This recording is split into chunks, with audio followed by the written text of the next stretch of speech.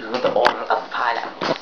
Well, you see, as the pineapples were continually harvested for their fruity goodness, and were continually used to evolve the human race that were to evolve from pineapple people, they soon caused a revolt, simply wanting to take back their pineapple-ness and take back the world they once had.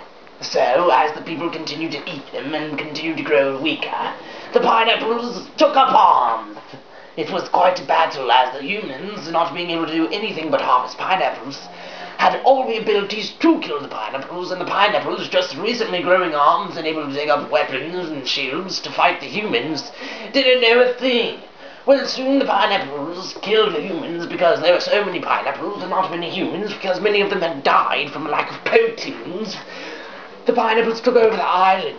Now, as the pineapples grew in strength and grew in their abilities to fight and continued training, they elected a dictatorial leader, and the leader took them farther than they ever thought possible.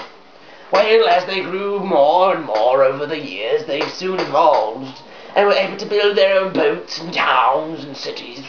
And soon the little pineapple city off the coast of Africa was becoming quite a world leader. Well, you see, these pineapples took the rest of the people that were left and made them their servants. Well, the pineapples took over the name, the Order of the Pineapples, and made it their world goal to take over the world. So, they got in their boats, got all their weapons and armor and pineapple-y things, and headed off to the Nigerians. Well, the Nigerians were like, whoa, what are these pineapples doing in this here Nigeria?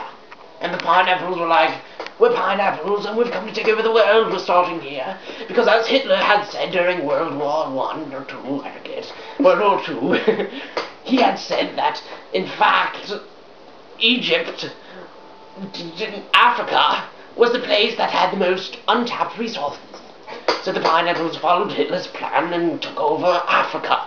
Well, the Nigerians didn't know what to do because the pineapples were a new kind of people, and in their stories they had only heard of pineapples as food, never as combatants. So the pineapples killed all the Nigerians, and even though that sounds racist, it's not, it was just the time and place they were in.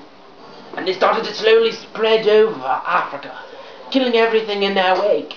Soon Africa became the United Republic of Pineapple. So, as they continued on, they built bigger ships and started to evolve into carrying guns.